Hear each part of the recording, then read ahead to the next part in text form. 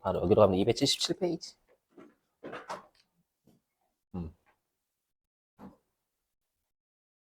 자, 대손충당금 설정 한도. 자, 미리 말씀드리면 우리 어저께 했던 퇴직연금 부담금 있잖아요.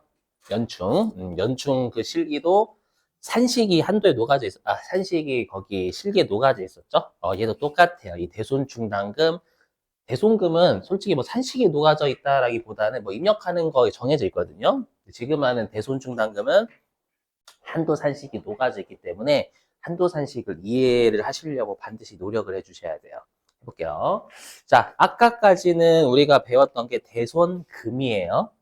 명확하게 못 받은 채권. 자, 근데 지금 우리가 하는 건 뭐냐면 못 받을 것으로 예상되는 채권을 비용하는 거예요, 지금. 그렇죠? 달라요. 여기는 못 받을 것으로 예상되는 걸 채권을 비용하는 곳이에요. 보시죠. 뭐냐면 우리 회사가 전년도 말 있죠. X0년 12월 31일 전년도 말에 채권이 1억이 있었대요. 채권이 1억이 있었는데 우리가 X1년 중에 올해 중에요. 실제로 얼마를 못 받게 됐냐면 2천만 원을 못 받게 됐대요. 그럼 일단 표현이 좀 웃기긴 하지만 대손에 못 받은 경험치가 20% 쌓인 거죠. 못 받은 경험치. 그죠?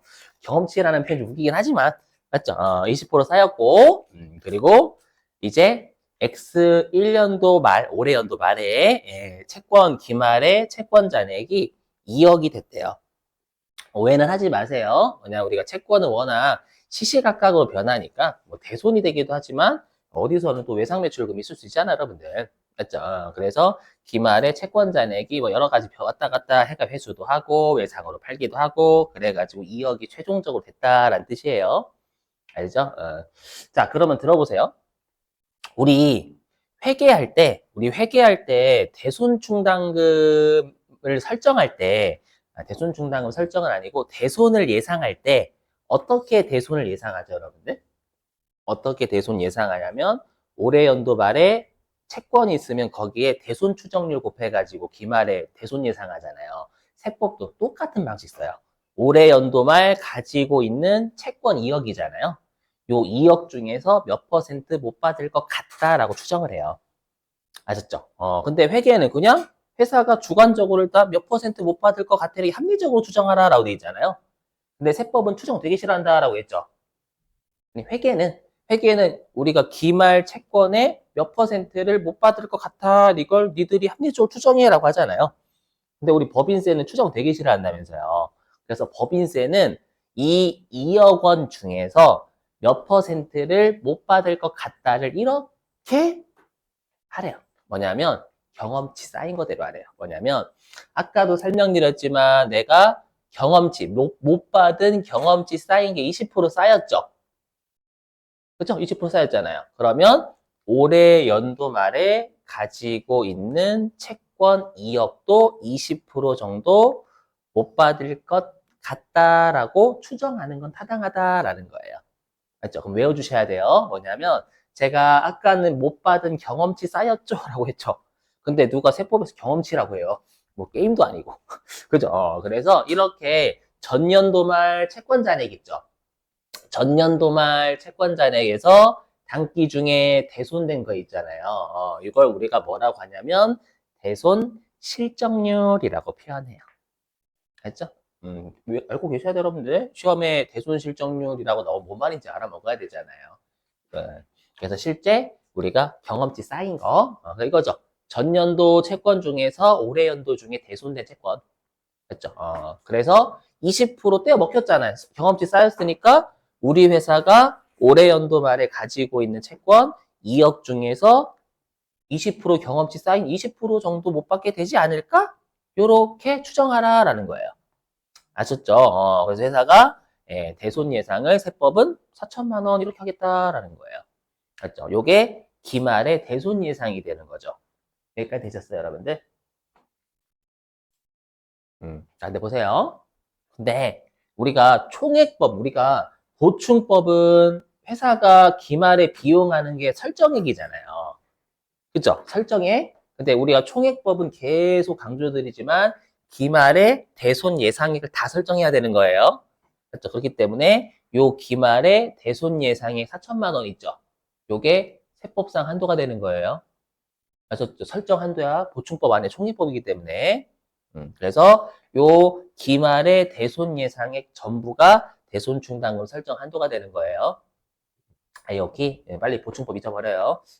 나중에 입력할 때 4천만 원 입력하셔야 돼 나중에.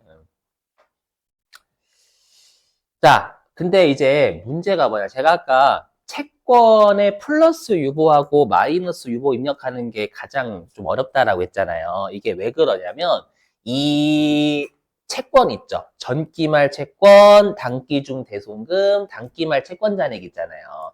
이게 전부 다 세법상 숫자여야 돼요. 세법상 숫자. 장부상 숫자가 아니다라는 거예요. 세법상 숫자.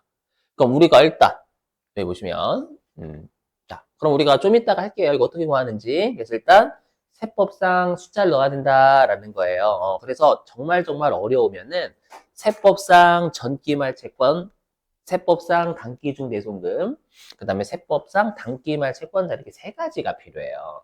그래서 좀 이따가 설명드리겠지만 우리 대손 이쪽 실기에서 대손 실적률을 안 주면 정말 더러운 문제예요. 제일 더러워요. 대손 실적률을 안 주면 그 문제는 우리가 못 풀어요. 제가 웬만하면 못 풀어요 라는 표현 안 쓰는데 이 대손 실적률은 좀 여러분들 정말 어려워요. 그렇죠? 그래서 대손 실적률을 안 주면 요 대손 충당금 이쪽은 부분 점수 맞는 거에 의의를 두세요. 웬만하면 이런 말 안 하는데 초반에 진짜 너무 힘들어요. 이거.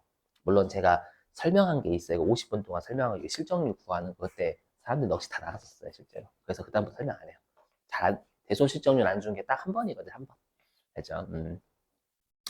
아무튼, 자, 그리고 외워주실게요. 그러면 이럴 수도 있잖아요. 내가 대손의 경험치가 쌓인 게 0.3%밖에 안 된대. 그럼 0.3%로 추정하냐? 아니에요, 여기. 보세요. 그럼 우리가 대손을 예상하는 게 대손 충당금 설정 한도잖아요. 맞죠? 이렇게 돼 있어요. 그러니까 우리가 기말 채권 잔액 중에서 요 설정률이 의미하는 게 요게 우리 회계로 따지면 대손 추정률이에요. 대손 추정률인데 여기 맥스에 맥스. 맥스. 예. 1%하고 대손 실적률 둘 중에 큰 거니까 거기서 따지다면 대손 실적률이 0.3%면 1%로 입력을 하셔야 된다라는 거예요. 알죠? 그래서 둘 중에 큰 거다라는 거 외워주셔야 돼요, 이거. 맞죠? 그래서 우리가 대손 추정률은 세법에서 1%하고 구한 대손 실적률. 근데 대손 실적률 구하는 게 빡세요. 알죠? 아무튼 외워주세요, 꼭. 자, 그럼 우리가 이제 세법상 채권 어떻게 구하고, 그 다음에 세법상 대손금 어떻게 구하냐라는 거예요. 근데 우리가 이미 어저께 했어요. 우리 세법상 부채 구하는 거 했잖아요. 어저께 세법상 부채는 장부상 부채에다가 부채 유보는 뺐었죠. 그죠? 근데 우리가 채권은 자산이잖아요. 그럼 자산이니까 자산의 유보는 세법이 많은 거죠. 그래서 여기. 그래서 일단 세법상 채권을 구하려면 장부상 채권이 있어야 돼요. 맞죠? 그럼 장부상 채권에다가 채권의 유보는 더해야 되겠죠. 왜? 여기 한번 사례 들어보면 자, 장부상 채권이 100이래요. 근데 채권의 유보가 20 있대요, 20. 그럼 채권의 유보가 20 있다라는 건 우리가 자산의 유보는 세법이 많은 거잖아요. 자산의 유보는 세법이 20, 장부상 채권 100보다 20이 많은 거니까 세법상 채권은 100, 20이 돼야죠. 이해되시겠어요? 물론 여기엔 없지만 채권의 마이너스 유보는 빼야 되는 거고. 왜냐면 마이너스 유보는 세법이 자산이 적은 거니까 빼야지. 장부상 채권에다가 세법이 장부보다 자산이 적은 거니까. 되세요? 그 다음에 어저께도 강조드렸지만 여기 시점이 동일해야죠. 만약에 전기말 채권이면 장부도 전기말, 채권의 유보도 전기말. 그죠? 그 다음에 채권이 단기말 세법상 채권이면 장부도 단기말, 채권의 유보도 단기말이 돼야 되는 거고. 자, 그 다음에 세법상 대손금. 자, 우리가 세법상 대손금도 마찬가지로 장부상 대손금에서 출발하겠죠? 맞죠? 근데 우리가 세법상 대손금은 송금이잖아요, 송금. 맞죠? 그럼 여러분들 우리가 송금은 장부하고 세법의 손금, 비용이죠. 비용의 차이는 뭐로 해요? 세무정조에서 비용의 차이. 비용의 차이는 송금 불산입, 송금산입으로 표현하자. 장부와 세법에. 맞죠? 우리가 송금산입은 장부보다 세법이 비용이 많은 거 적은 거. 송금산입. 송금산입은 장부보다 세법이 비용이 많은 거에 적은 거예요. 송금산입. 많은 거. 비용이 증가하는 게 송금산입이잖아요. 그래서 송금산입, 대송금은 더하는 거고요. 그 다음에 송금불산입은 세법의 비용이 감소하는 거죠. 그렇죠. 비용이 감소하는 거니까 대송금에 송금불산입 빼야 돼요. 보시면 아시겠죠? 눈물이 앞을 가려. 왜 앞을 가리냐면 문제는 여기 비용이잖아요. 그럼 비용은 단기 개념이에요? 누적 개념이에요? 비용은. 단기 개념이에요. 단기 개념이다 보니까 얘는 또 과거 고려하면 안 돼. 얘는 과거 누적이니까 과거를 고려해야 되는 거고. 그래서 얘를 가지고 실적률 구해야 되잖아요. 그래서 못 간다는 거예요. 이게 빡세. 진짜로. 그렇죠. 요 채권은 과거인데, 대손 그러면 단기 것만 출연해야 된단 말이에요. 이게 힘들어. 그렇죠. 그래서 가급적 실적률 안 나오면 풀지 말라는 얘기예요. 그래서 일반적으로 실적률 주는 거고. 그렇죠.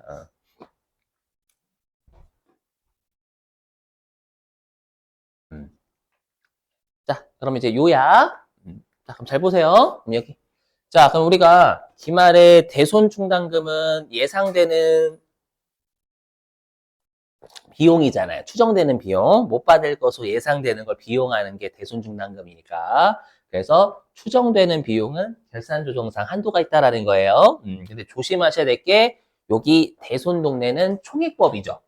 총액법이니까 세법상 대손 충당금 설정 한도하고 비교해야 될 회사의 대손 충당금 설정액 보충법이 아니에요. 아니기 때문에 이게 중요해요. 세법상 대손 충당금 한도 총액법에 따르면 기말 대손 충당금 있잖아요, 여러분들. 기말 대손 충당금이 기말의 대손 예상액이죠. 이게 기말의 대손 예상액이란 말이에요. 근데 보충법은 기말의 대손 예상액에서 이미 있는 걸 빼 나머지만 설정하잖아요. 근데 총액법은 기말의 대손 예상액 다 설정해야 돼요. 즉 기말의 대손 충당금 잔액 자체가 대손 충당금 설정 한도가 된다라는 거예요. 이게 너무 중요해요, 진짜로. 맞죠? 그래서 세법상 대손 충당금 기말 잔액이 세법상 기말의 대손 예상액이란 말이에요. 얘랑 비교할 회사의 대손 충당금 설정액은 보충법이 아니에요. 아니니까 기말 잔액 자체가 돼야 된다라는 거예요. T계정의 기말 잔액. 됐죠? 어저께로 따지면 여러분 표정이 또 안 좋으셔. 음. 어저께로 따지면 음, 어저께로 따지면 50원은 보충법에 따른 설정액이잖아요. 근데 총액법에 따른 설정액은 어저께 어떻게 했어요? 기말의 대손 예상액, 기말 대손 충당금 잔액을 다 설정해야 돼요. 맞죠? 그러다 보니까 세법상 대손 충당금 설정 한도하고 비교해야 될 회사의 대손 충당금 설정액은 보충법에 따른 50이 아니라 총액법에 따른 기말 대손 충당금 잔액이 회사의 대손 충당금 설정액인 거예요. 이거 조심해야 된다, 여러분들. 아셨죠?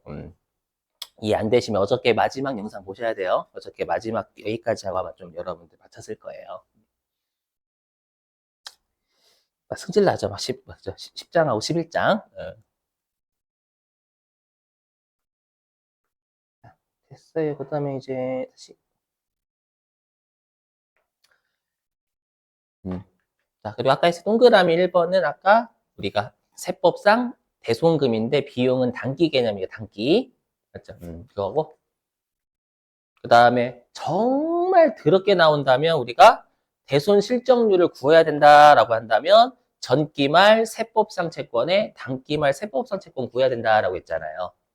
그죠? 근데 우리가 어저께 세법상 퇴충 구할 때 이렇게 구했죠. 장부상 퇴충에다가 퇴충의 유보는 빼고 이렇게 했잖아요. 그렇죠? 그럼 얘도 마찬가지로 세법상 혹시라도 채권을 구해야 돼. 혹시라도 세법상 채권을 구해야 된다면 장부상 채권에다가 장부상 채권에다가 채권에 플러스 유보는 더해야 되겠죠? 세법이 채권이 많은 거니까 자산이. 그리고 여기서 여러분들 제외 채권이라는 건 대손충당금 설정 제외 채권이다라는 뜻이에요. 그래서 제외 채권은 세법에서요 대손 예상하지 말래요. 이 채권은 띄일 것으로 예상하지 말란 채권들이 있어요. 좀 이따 설명할게요. 그래서 어저께 우리 단식 보기로 하면 좀 말랐었잖아요. 자, 그랬을 때 우리가 채권이라는 것 자체가 누적이잖아요. 누적이니까 전기말은 과거의 채권. 그렇죠? 과거의 과거 자산이니까 과거에다가 단기중을 누적하면 단기말 채권이 되겠죠, 여러분들. 근데 우리 시험에서는 채권은 워낙 시시각각으로 변하잖아요. 변하니까 우리 시험에는 만약에 실적률을 안 준다면 전기말 장부상 채권을 줄 거예요. 실적률을 안 주면. 근데 실적률을 주면 그러니까 이거 여러분들 뭐냐면 그럼 우리가 이 전기말 채권 요거 있죠. 우리가 만약에 실적률 주잖아요. 실적률을 주면 얘는 필요 없어요. 실적률이 있으면 얘는 구할 필요 없어요. 구할 필요 없어요. 요거 마찬가지로 실적률이 있으면 구할 필요 없어요. 우리 아까 실적률이라는 게 떼었던 경험치 쌓인 거다라고 했잖아요. 그렇죠? 그럼 전기말 세법상 채권 중에서 단기 중에 못 받은 거 이걸 문제에서 주면 굳이 이걸 구할 필요 없지. 맞죠? 그래도 얘는 구해야 돼. 실적률을 아무리 안 주더라도 단기말 세법상 채권은 구해야 된단 말이에요. 그래서 세법상 채권을 구하려면 장부상 채권에다가 채권의 유보랑 마이너스 유보 반영해야 되기 때문에 어려운 거예요. 아무리 실적률을 줘도 얘는 구해야 돼, 얘는. 알죠? 그렇기 때문에 그래요. 자, 그러면 우리가 유보도 자산과 부채의 차이니까 누적이다라고 했죠. 했죠. 그럼 당연히 전기말 채권의 유보에다가 단기 중 채권의 유보는 안 줄 거예요, 시험에서. 단기 중 채권의 유보를 누적하면 이게 단기말 세법상 채권이 될 거란 말이에요. 단기말 채권의 유보잔이 될 거란 말이에요. 이거가 제일 중요해요, 이거. 아까도 그랬지만, 아까 그랬죠. 과거의 채권의 플러스 유보나 마이너스 유보를 입력해야 되는 거고, 단기 중에 채권의 플러스 유보나 마이너스 유보를 입력하는 건 단기말 채권의 플러스 유보나 마이너스 유보 잔액을 구하기 위해서 하는 거예요. 이게 제일 중요해요.